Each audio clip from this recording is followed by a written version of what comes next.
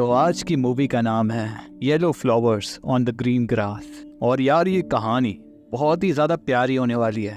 तो चलो यार बिना किसी देरी के कहानी शुरू करते हैं। और ये कहानी मेनली दो भाइयों के बीच चलने वाली है, जहाँ पर टोंग जो कि एक बहुत ही प्यारा सा बच्चा है, जबकि उसका बड़ा भाई ट्यू बहुत ज़्यादा सेल्फिश और जिद्दी है। तो कहानी की शुरुआत वियतनाम के एक छोटे से गांव से हुई, जहां पर लोग किसी तरीके से अपना जीवन बसर कर रहे थे।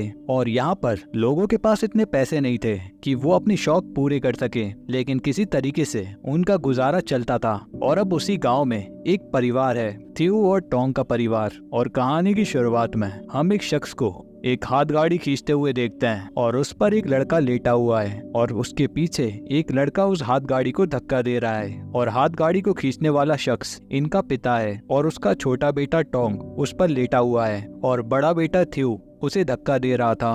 और यहाँ पर टोंग काफी तकलीफ में दिखाई दे रहा है। अब यहाँ पर क्या हुआ है इसे जानने के लिए कहानी कुछ दिन पहले फ्लैशबैक में जाती है, जहाँ पर हम थ्यू और टोंग को खेलता हुआ देखते हैं। जहाँ पर हम टोंग को देखते हैं जो कि उम्र में तो छोटा है, लेकिन उसे अपनी उम्र से ज्यादा समझ थी। और यहाँ पर टोंग अपने बड़े भाई से कुछ इस कदर प्यार करता है कि वो उसकी खुशी के लिए कुछ भी कर सकता है। वहीं पर थ्यू को अपने छोटे भाई की जरा से भी कदर नहीं। और यहाँ पर दोनों ही एक दूसरे की तरफ पत्थर फेंक रहे थे। तभी थ्यू पत्थर लगने का बहाना करके वहाँ पर नीचे बैठ गया। और ये देखकर टोंग को काफी तकलीफ हुई और वो अपने भाई को देखने के लिए जाने लगा, लेकिन इतने में ही थ्यू ने अपना पत्थर उठाकर उसे मारा, जिससे टोंग के सर में से खून निकलने लगा। पर टोंग को इस बात का जरा भी बुरा नहीं लगा।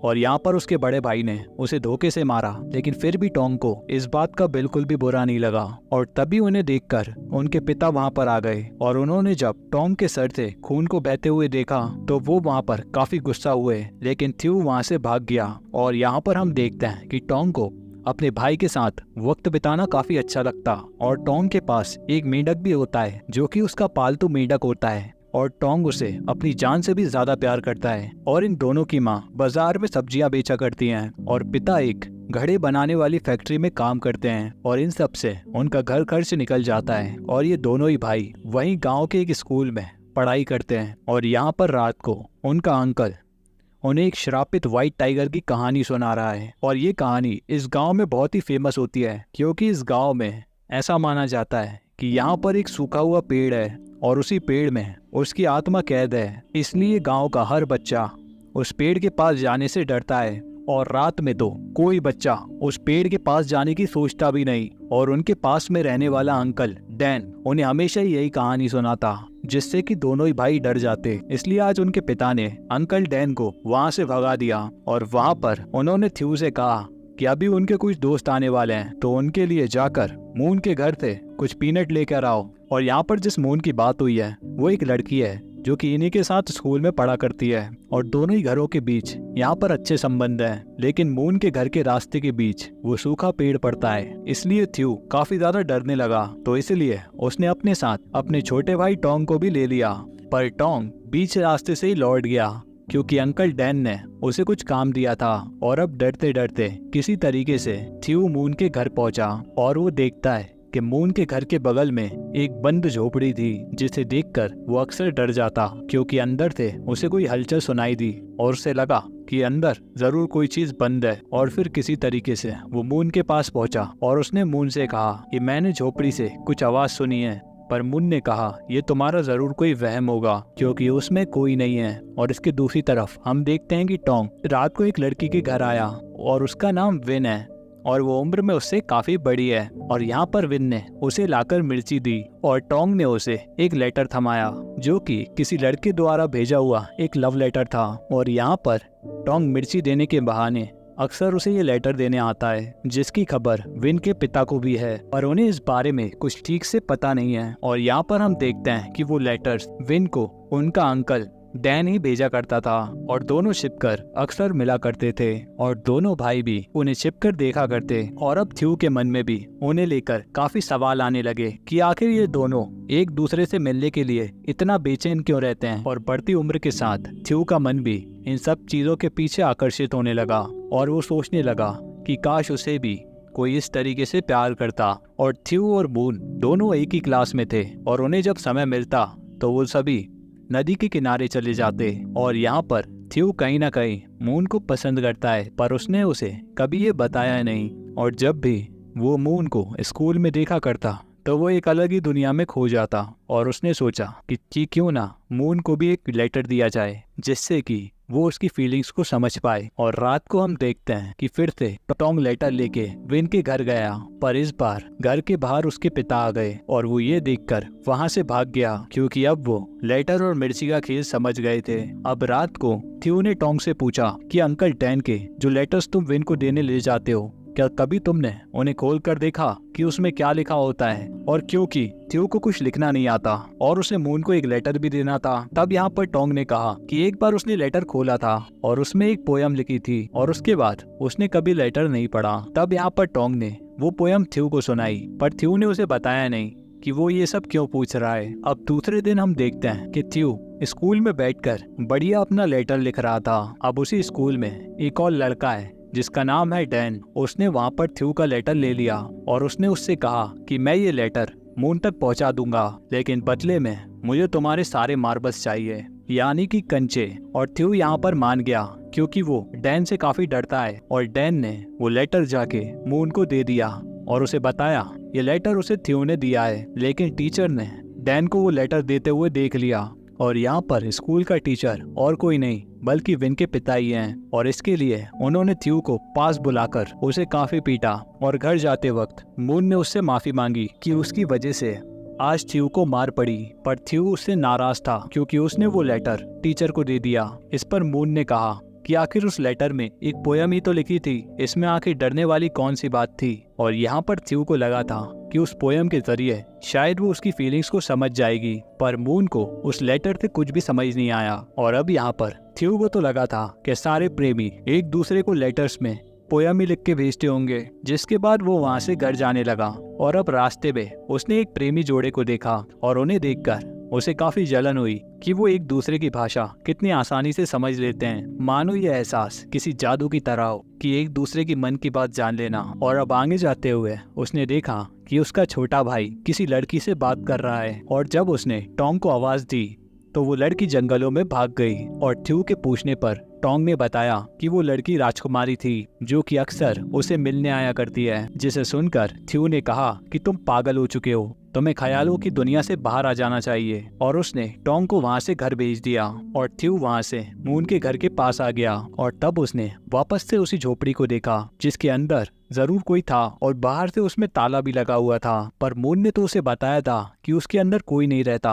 और हम देखते हैं कि रात को उसे नींद नहीं आ रही, शायद अब भी वो उसी झोपड़ी के बारे में सोच रहा था। तब उसने टोंग को बताया कि आज सुबह जब वो झोपड़ी में झांक रहा था तो वहाँ पर मून आ गई और उसने उसे एक राज की बात बताई। और यहाँ पर हमें पता चला कि उस झोपड़ी में मून के पिता बंद हैं, जहाँ पर उसके पिता एक नाई थे, लेकिन कुछ समय पहले वो एक फैलने वाली बीमारी के शिकार हो गए। तब से उसकी माँ ने उसके पिता को उसी झोपड़ी में बंद करके रखा है, पर ये बात किसी को नहीं पता और सभी को लगता है कि मून के पिता का शहर में इलाज चल रहा है। लेकिन अब मून के अलावा ये राज दोनों भाइयों को भी पता चल चुका था। अब अगली सुबह स्कूल जाते वक्त मून ने थ्यू से कहा कि कुछ दिनों से तुम काफी अच्छी तरीके से बर्ताव कर रहे हो, पर इस बार भी थ्यू ने अपनी फीलिंग उसे नहीं बताई। और अब यहाँ पर हम देखते हैं कि जब वो स्कूल पहुंचा तो डैन ने थ्यू को काफी मारा, क्योंकि अब वो चाहता है कि थ्यू अपनी दोस्ती मून से तोड़ दे, क्योंकि अब डैन भी मून को पसंद करने लगा था।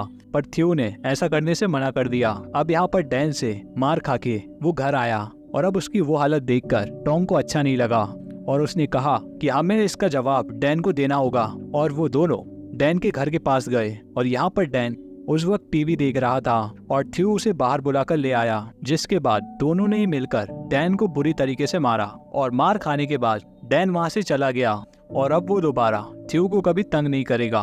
और यहाँ पर हमें दिखाई दिया कि टोंग अपने भाई से कितना ज्यादा प्यार करता है। और अब यहाँ पर हम देखते हैं कि आज विलेज में कोई फेस्टिवल है और रात को सभी बच्चे थ्यू के घर इकट्ठा हुए थे और वहाँ पर मून भी आई थी। और तभी वहाँ पर एक लड़का भागता हुआ आया और उसने बताया कि मून के घर में आग लग गई है।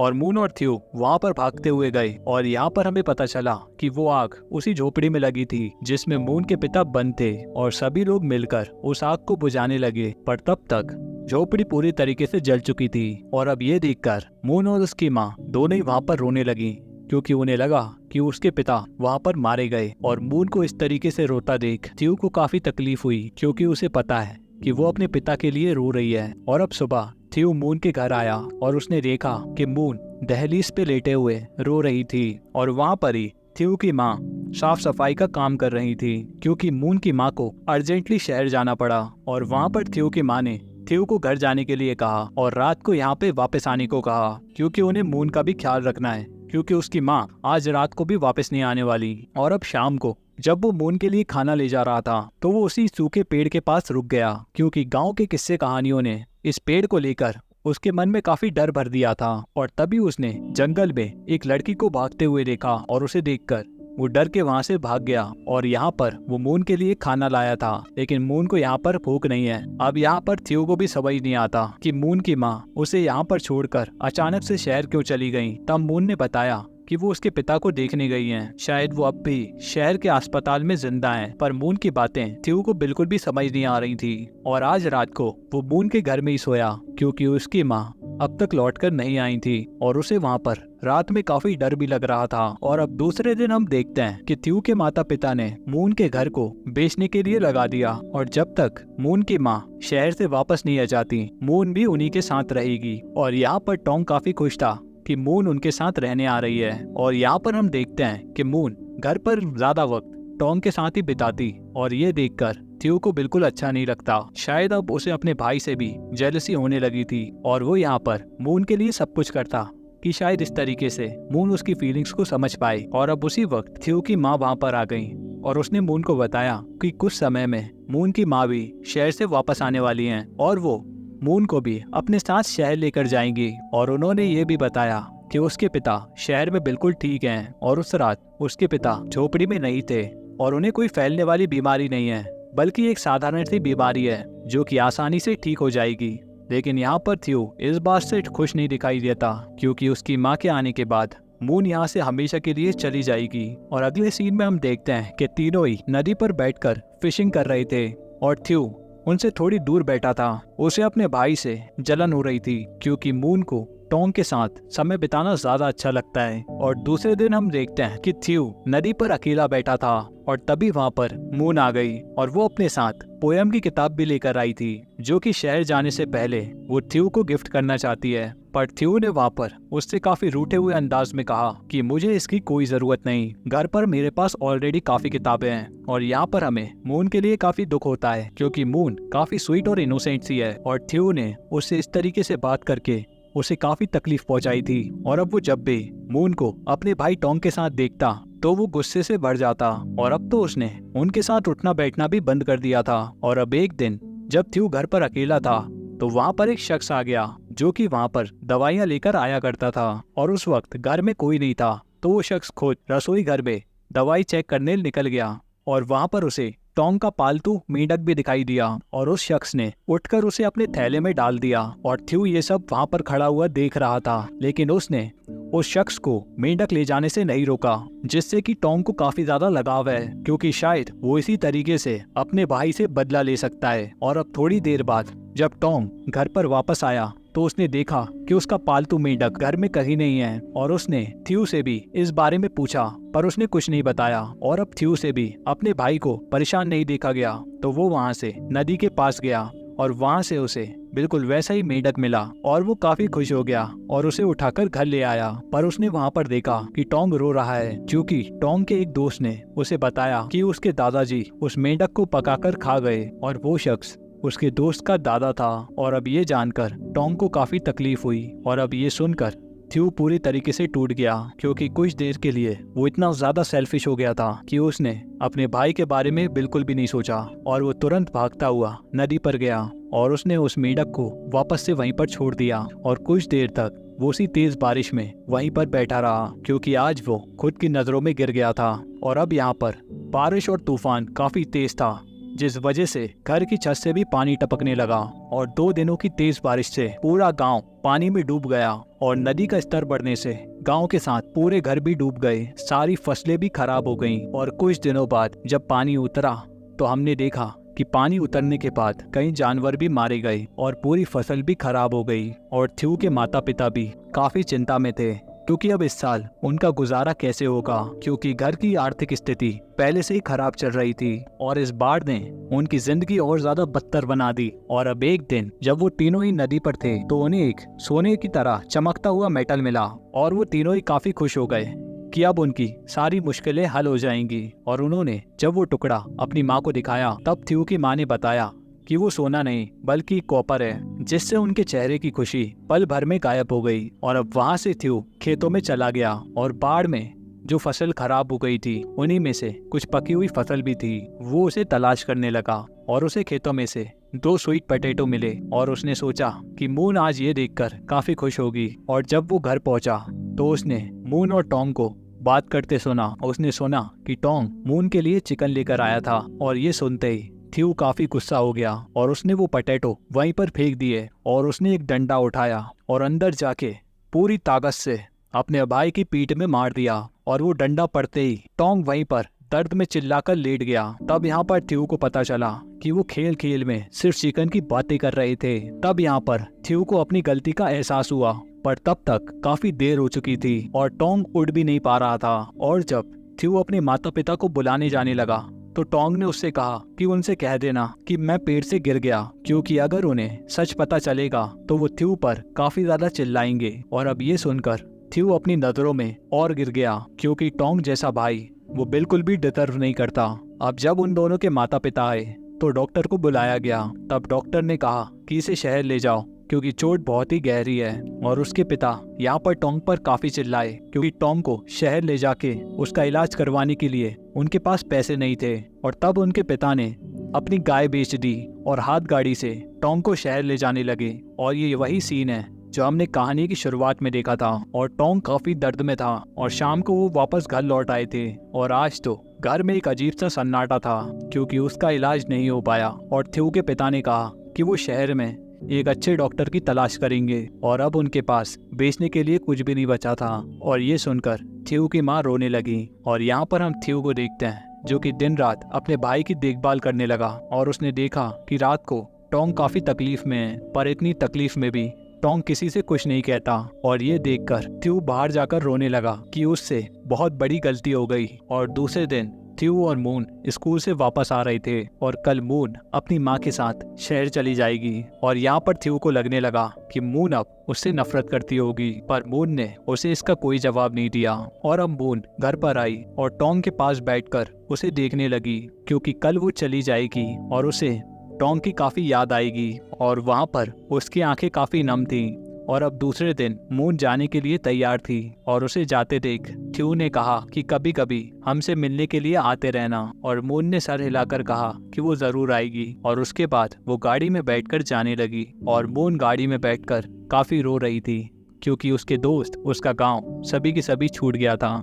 और थ्यू भी उसे वहां पर खड़ा होकर देखता रहा जब तक गाड़ी आंखों से ओझल नहीं हो गई। और अब एक सुबह जब थ्यू उठा तो उसने देखा कि उसका भाई बैठा हुआ है और वो बैठकर खिड़की से बाहर देख रहा है। और तब टोंग ने कहा कि राजकुमारी मुझसे मिलने आई थी, पर थ्यू को कुछ भी समझ नहीं आया। और इसके बाद थ्यू उसे उठाकर बाहर ले गया। और जब वो एक दिन बाहर से आया तो टोंग खिड़की पर खड़ा था। और तब उसने फिर से बताया कि आज फिर राजकुमारी आई थी, पर थ्यू ने कहा कि तुम्हें अपने दिमाग का थोड़ा इलाज करवाना चाहिए। पर टोंग सच कह रहा था और उसने अपने हाथों में लिए हुए फूल उसे दिखाए जो कि राजकुमारी उसे देकर गई थी। और उसने अपने घर से उसके महल तक अपने फूल भी बिछाए थे। और थ्यू उन फूलों को फॉलो करने लगा और वो फूल जंगल के अंदर उस सूखे पेड़ से गुजरते हुए जा रहे थे। तब यहाँ पर थ्यू हिम्मत करके जंगल के अंदर चला गया और तब फूल एक घर के अंदर जाकर खत्म हुए। तब उसने देखा कि उस घर से कुछ आवाजें आ रही थी और घर के अंदर एक छोटी लड़की और एक शख्स था। और उस लड़की ने राजकुमारी जैसे कपड़े पहने थे और उस शख्स ने किसी राजा जैसे। और तब वो अंदर की तरफ झांकने लगा और तभी इतने में वो शख्स बाहर आया और किसी राजा की तरह बात करने लगा। तब थ्यू ने उसका नाम लिया, मिस्टर टैम। और शायद से थ्यू उसे जानता है, पर उस शख्स को ऐसा करते देख थ्यू वहाँ से भाग गया। और अब रात को उसने अपने पिता से मिस्टर टैम के बारे में पूछा, जहाँ पर उसके पिता ने बताया कि वो एक सर्कस में मोटरसाइकिल स्टंट किया करते थे। लेकिन कुछ सालों से वो दिखाई नहीं दिए।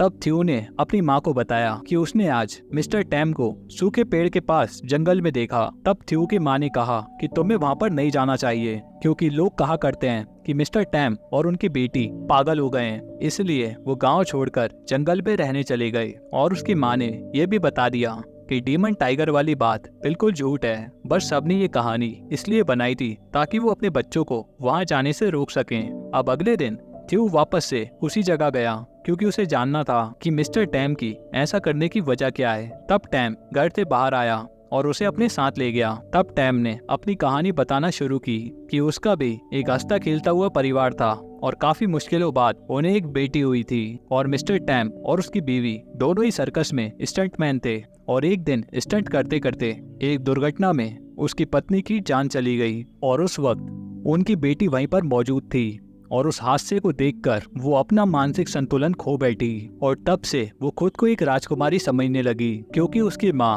उसे अक्सर इसी नाम से बुलाया करती। और जब गांव के बच्चे उसे पागल कहकर तंग करने लगे तो मिस्टर टैम भी यही पागलपन फॉलो करके अपनी बच्ची का साथ देने लगे और वो उसे लेकर जंगल में रहने आ गए। और उनकी ये कहानी सुनकर थ्यू को काफी अफसोस हुआ कि लोगों के जीवन में काफी ज्यादा तकलीफें हैं। और रात को टोंग खिड़की के बाहर देख रहा था और थ्यू के पूछने पर उसने बताया कि आज राजकुमारी उससे मिलने नहीं आई, इसलिए वो सुबह से उसकी राह देख रहा है। तब थ्यू ने उसे यकीन दिलाया कि वो जरूर वापस आ जाएगी। अब अगले दिन जब थ्यू अपने बेड से उठा तो उसने देखा कि टोंग अपने बेड पर नहीं है। और जब उसने बाहर जाकर देखा तो टोंग अपनी बैसाखी उठाकर राजकुमारी से मिलने जा रहा था। और जब वो थोड़ी आगे गया तो उसने देखा कि गांव के कुछ लड़के उस लड़की को परेशान कर रहे हैं और उन लड़कों ने उस लड़की को धक्का देकर नीचे गिरा दिया। और अब ये देखकर टोंग उसे बचाने के लिए भागा, पर वो भागते वक्त नीचे गिर गया। और जब उस लड़की ने उसे गिरते हुए देखा तो वो सारी घटनाएं उसकी आंखों के सामने आ गई, जिस तरीके से एक्सीडेंट में उसकी माँ की मौत हुई थी। और उसी वक्त मिस्टर टैम वहाँ पर आ गए और यहाँ पर हम देखते हैं कि उस लड़की की मानसिक स्थिति अब बिल्कुल ठीक हो चुकी थी और उसने अपने पिता को पापा कहकर बुलाया। और ये सुनकर उसके पिता काफी खुश हुए और अब ये देखकर थ्यू और टोंग को भी काफी खुशी हुई। और तब वो लड़की अपने पिता के साथ जाने लगी और उसने पीछे मुड़कर टोंग की तरफ भी देखा और अपना हाथ हिलाया, लेकिन अब टोंग की राजकुमारी हमेशा के लिए जा रही थी। अब अंदर से वो काफी दुखी था, पर साथ ही में वो उसके लिए खुश भी था। और उसके बाद दोनों ही भाई घर की तरफ जाने लगे। और तब टोंग ने थ्यू को बताया कि मून ने उससे कहा था कि उसे थ्यू के साथ खेलना काफी पसंद है, पर उसने थ्यू को ये बात कभी बताई नहीं, शायद वो काफी शर्मीली है। अब ये सुनकर थ्यू काफी शौक हो गया। और तब टोंग ने बताया कि वो अपनी कविता वाली किताब भी उसके लिए छोड़ कर गई है। और जब थ्यू घर पहुंचा तो उसने वो किताब ढूंढी और थ्यू उस किताब को पढ़कर मुस्कुराने लगा और कहानी यहीं पर खत्म हो गई। तो यार कैसी लगी है मूवी कमेंट में जरूर बताना। मैं मिलता हूँ आपसे एक और नई कहानी के साथ, तब तक के लिए गुड बाय।